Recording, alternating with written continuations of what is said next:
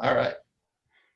Great. So I want to talk a little bit about using cover crops for under rain-fed agriculture. Here in West Florida, we've only got about 6% of our total acreage under pivots. So apologies to those of you under pivots, probably there in Georgia. As soon as I cross the line, I'm always astounded to see the number of pivots. I think one of the first pivots I see is like a 2-stand pivot. I don't know how you guys do it, but we don't have that infrastructure here, generally speaking. So my topic, what I'd really like to focus on is how we can use cover crops to manage our soil moisture under rain-fed systems.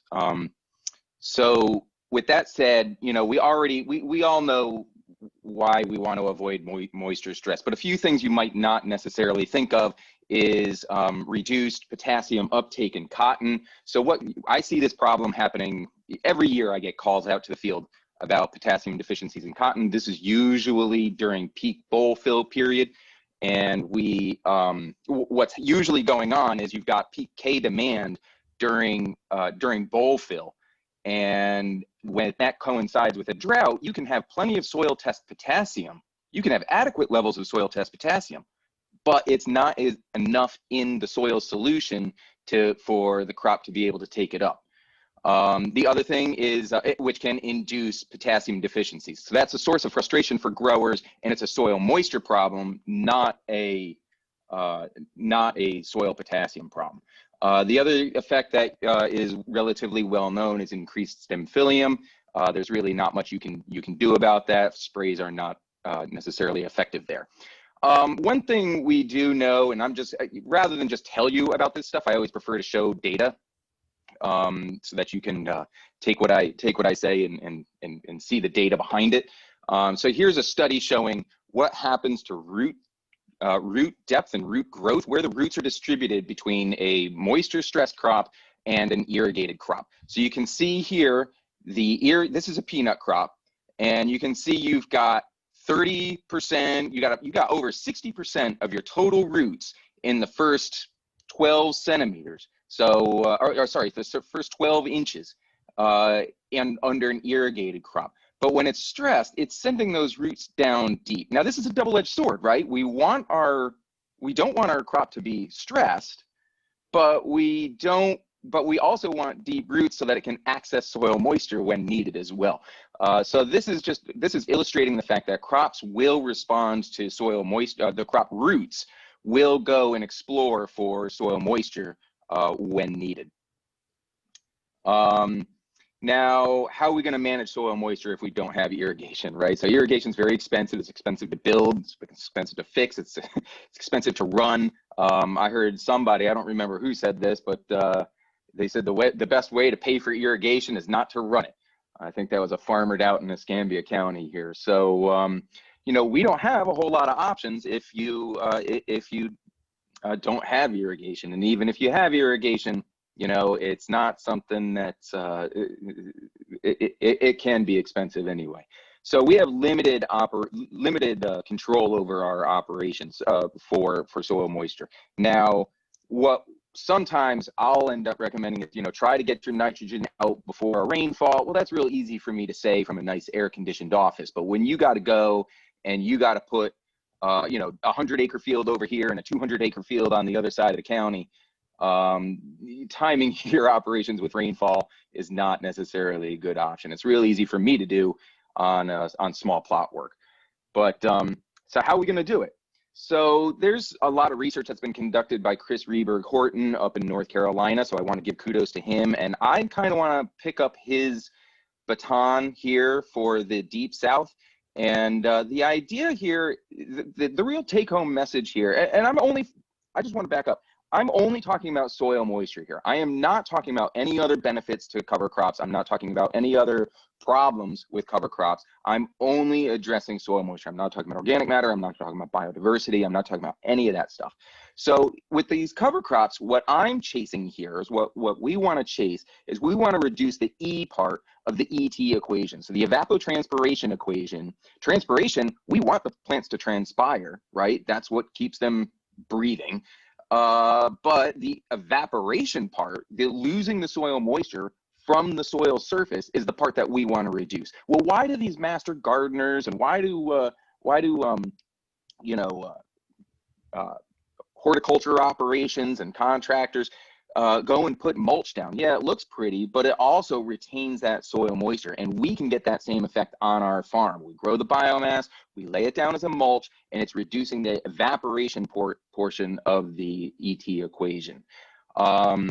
So with that, now there's a lot to be said in between there, and particularly timing of planting and timing of termination, which Dr. Balcom had already addressed, and I'll address as well. But let's just look at overall on a macro level view here, a 2014 survey of 400 U.S. farmers. And here's, we got in blue the cover farmers who use a cover crop, and then in red, the no cover crop control. So in corn yield in 2000, well, this is the 2014 survey, so this is probably 2013 results. We found on average a 2.1% yield increase in corn using a cover crop. And then in soybean, we saw it was about a 4.3%. So generally, now this doesn't mean you're going to get these results over time, but you know what? We're all gamblers, right? I'm not a gambler. I get a salary, but all y'all farmers are gambling every time. And what you need to do is you need to stack the odds in your favor. That's what we're trying to do with all of these management decisions that we make. We're trying to stack the odds in our favor that we're going to end up getting a yield response. And so here, averaged over a large number of growers, we're seeing a yield benefit with the cover crop. Now, this is on the national level, right? So I can hear Joe Love saying, yeah, but you know, Doc, you sure that's going to work down here? Well, let's see. Oh, I'm not quite there yet. Let me just break this down a little bit further here. So this study was conducted in 2012, 2013, 2014. This was the same survey data. And you can see in 2012, what this is showing is this is the average yield increase compared to no cover. So if it was a 0, you would have the same yield as not having a cover crop. Okay. So in 2012, you saw that our yields were, for corn, it was about 9%, and for soybean, it was 10%. Now that's a pretty 10% yield increase is a large increase. In 2013, 2014, the results weren't as spectacular, but you're still looking at 1% or 2% of a yield increase in those years. Now, what happened in 2012 that we had such a high response?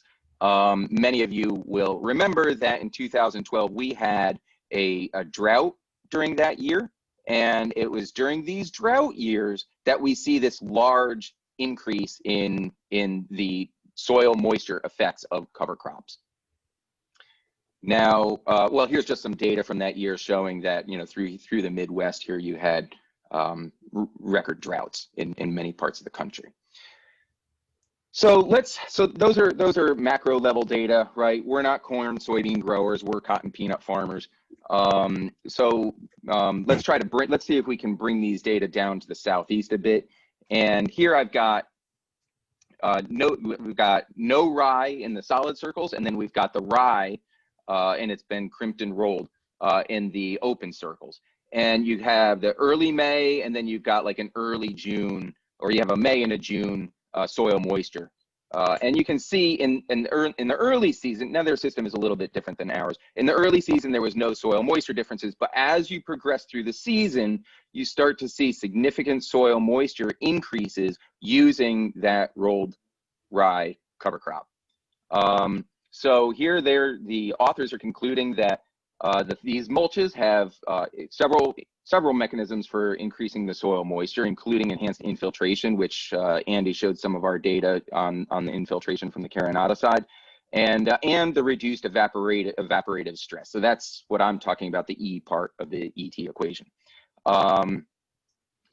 They also looked at planting dates with the termination of cereal rye. And the point that they're emphasizing, and this is the point that I want to emphasize too when we start talking about cover crop termination, is that we want to leave, especially here in the South, we want to leave enough time for that soil profile to become recharged with water after the termination of the cover crop. So a lot of people up north may get away with planting green or planting their cover crop or planting into a green cover crop and then terminating immediately after killing or immediately after planting. That's not something that we're going to get away with here in the Deep South. On our sandy soils, we need to terminate well enough in advance to give ourselves a good chance of getting a rainfall to replenish that soil moisture in the profile. And I think Dr. Gaskin had talked a little bit about biomass as well. Obviously, if we kill early, we're going to have less biomass than late killed cover crops. And like all of the speakers before me have said, it depends on your goals, right? If you're, I'm chasing biomass, right? For soil moisture, I want a nice thick mulch of biomass. That might be a little too much for people to handle, but this is where the termination is going to become key. You want to strike a balance between the amount of biomass that you're going to get and giving yourself enough time to replenish the soil moisture for planting. I have a lot of slides to go through, so I'm not going to talk about that. But they're concluding here that that killing a cover crop 2 to 3 weeks before planting can conserve the water without sacrificing the desirable benefits of the cover crop. And this is more important on droughty soils like the sandy soils we have here in North Florida. So here's some weather data that I have from Jay in 2019. And the way I want you to look at this is on the second y-axis, the cumulative rainfall deviation from normal, right? So if there were no, see these bars going up and down? And this is 0. So this would mean that you are on, if it hits 0, you are on target for that season for a normal rainfall distribution. You can see by the end of this, we never at any point during the growing season, in 2019, did we ever achieve like a normal accumulation of rainfall, at least starting at May 15 planting date. And by the end of the season, we were down 11 inches for the year. Okay, so this was a good year to demonstrate, a good droughty year to demonstrate cover crop effects. And what we did, this is research plot data. I've got farm demonstration plot data as well. But let's suppose, and we can talk about this, but let's suppose that our crop stress threshold is -40 kPa. It's kind of a standard that that I got from Wes Porter at UGA. And so let's just use that as our stress threshold. Well, you can see here I think that's orange. I'm colorblind, but I think that's orange. So the color, I'm going to call it orange. The rye cover crop, 0 to 6 inch depth, is this orange line, and then this black line is no cover crop. And you can see here that we have, we're going along during the cropping season. We're into June. We're getting into late June, and right around here, right around June 25th. We start hitting this stress threshold.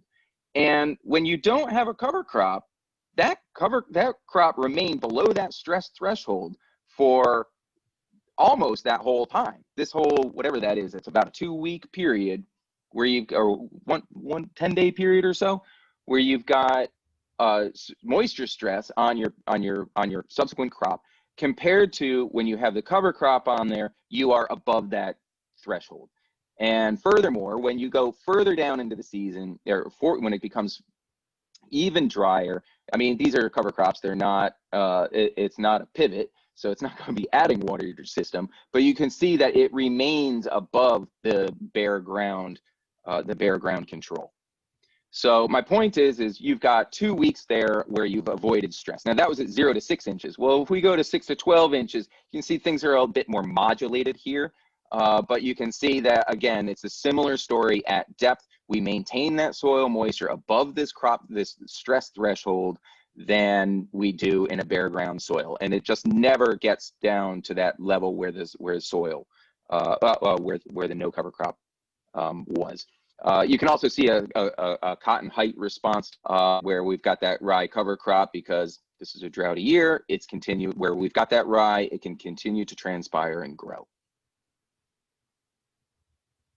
So here's some on-farm demonstration work that we did. Now these slides, for those of us who are familiar with these kinds of slides, we've seen these, but I'm sure a lot of people have not. And the way that this works is that these are different depths. Okay, so you don't really need to worry about that, but you can see here at your higher depth, you've got increased soil moisture. But when we've got our rye cover, this is under bare ground at the top, and when we've got the rye cover crop, we've got even more of an increase in that soil moisture profile. Now this probably is aligned with a rainfall event here, and you can see that with the rye cover crop, we're getting more soil moisture compared to with the bare ground. In fact, at this particular time point, we have in the top 6 inches, in bare ground, we've got 0.6 inches of water in the top 6 inches, whereas in the rye cover crop, we've got a full inch in the top 6 inches. So we've got, you know, nearly half an inch more, you know, I guess 0.6 and 4, whatever, nearly 50% more water in those top 6 inches. And in the total soil profiles, this is going down to, I don't really know, approximately a meter. If you go down to that total soil profile, we've got with the rye cover a little over 4 inches, and in bare ground we're at 3.5 inches. So there's on-farm demonstration effects as well. So, you know, I gave this talk earlier in the year, and you know, later on, standing in the hallway, a grower came up to me and said, you know, look, you know, it's real good for you to say that, you know, that I'm going to get soil moisture later on in the season, but you know, I need that soil moisture there for planting. Well, and that's a legitimate question. That's a legitimate concern. And what can happen is, you know, the concern is if I've got this rye cover crop and it's preserving my soil moisture, am I going to be delayed getting back into the field, right? And what I've got here is I've got some early season data. Okay, so this is leading up to mid-May planting season, and I've got no cover crop 0 to 6 inch depth, and then I've got a rye cover crop 0 to 6 inch depth, right? And I've got my soil moisture. Here's that effect that grower is talking about, and I hear this not just from that grower, I hear it from other people. And you can see certainly where I've got this rye cover crop prior to termination, I am sucking that soil moisture out for sure, right? We then get some rainfall, we got 1.6 inches, and bang, it's right up there with the no cover crop control, right? It's still transpiring though, right? So you can see it in the data. It's coming down, we get another rainfall, it equals out, almost equals out, get another rainfall, equals out, get another it starts drying out again, and now then we get a 1.2 inch rainfall immediately after our termination, and you can see here between about 25 April and about 15 May, we get a 0.6 inch rainfall event, and that equals out our soil moisture effects in time for May planting. So this termination time is key, and what we're chasing here is we got to play the odds and give ourselves enough time to replenish that soil moisture. So there's some data kind of backing up that claim. What if it's a wet year and that cover crop's going to keep me out of the field? So that dead cover is going to retain that soil moisture, like I said before, and I'm not going to be able to I'm going to be late with my planting. So we looked at the soil moisture effects around that time, and you can see I plugged in our stress threshold here. And what you can see is, again, we've got the blue line with the no cover crop and the orange line with the rye, and this is later. Now you can see how it's flipped, right? Now that the cover crop has been terminated, the soil has more moisture. When the cover crop was alive, the soil had less moisture. Okay, so we're flipping the scales here. And what happens is, what I want to focus on this slide is we got a 1 inch rainfall event in mid-July, and it equals out. So this is where everything is kind of saturated. Well, this is saturated, but it's drying out at the same rate as with no cover crop. Okay, and you see it tracks very closely. Anytime we get a rainfall event, we come back here to saturation, and when we've got this cover crop, it's not drying. It's drying out at the same rate as a bare ground control. Okay, so I'm not convinced that having the cover crop is going to keep you out of the field, but I want to collect some more data on this as well. So my recommendations are to terminate your cover crops, I would say at least 3 weeks before planting. This is going to depend a lot on latitude too. If you're up in North Carolina, you can probably shorten that window more so than you can down here. Some might even go more than 3 weeks, but again, it's going to be that you have to strike that balance between biomass and management. So the other thing that you need to just be aware of is it's really key to get, after termination, it's really key to try to get that to get a rainfall event during that window. And that's not, and I've been talking about for planting purposes and replenishing the soil moisture, but the other effect is that you want to reach out, you want to leach out any allelopathic chemicals from an appropriate cover crop like rye, so something that has allelopathy. Now, if you're using a legume, you might be able to reduce that interval. Sorry about that. You might be able to reduce that interval. And, you know, I want to reiterate something that Joel Love said. You don't have to wait for me to do the research, right? Even if you're a dedicated cover cropper, leave a strip out, okay? If you're not a cover crop, just put a strip in. Don't make your life difficult. Don't, just see how it works for you. And I think it's important even for the cover croppers to go ahead and leave a strip out every year. I know you don't, it doesn't have to be a whole strip of the whole field. Just don't drop the planter for 100 feet or 300 feet, and just leave a strip out there so that you can observe. And I'll tell you that I want to observe, and it would provide opportunities for us to do demonstration work if you leave a section out without the cover crop. Anyway, and then you've already seen some economics here. We've got, you know, I'm calculating about $67 an acre to put in your cover crops. Real rough back of the envelope stuff, not nearly as involved as some of the other presentations. But you know, in the South, in Florida, last year was the first year that we had, or was the first year of a new cover crop incentivization program by the state of Florida. And in the Jackson Blue Spring area, you can now be reimbursed $70 per acre for planting cover crops. So yeah, and it has to be a mixture. It can be an oat rye mixture, but it has to be a mix. So anyway, there are statewide incentivization programs that are coming into play here that are going to help you with that, with those costs. So please experiment for yourself. Leave a few strips out. I'm always asked about mixes. That's a whole nother topic. But with that, I'll answer any questions if I have time.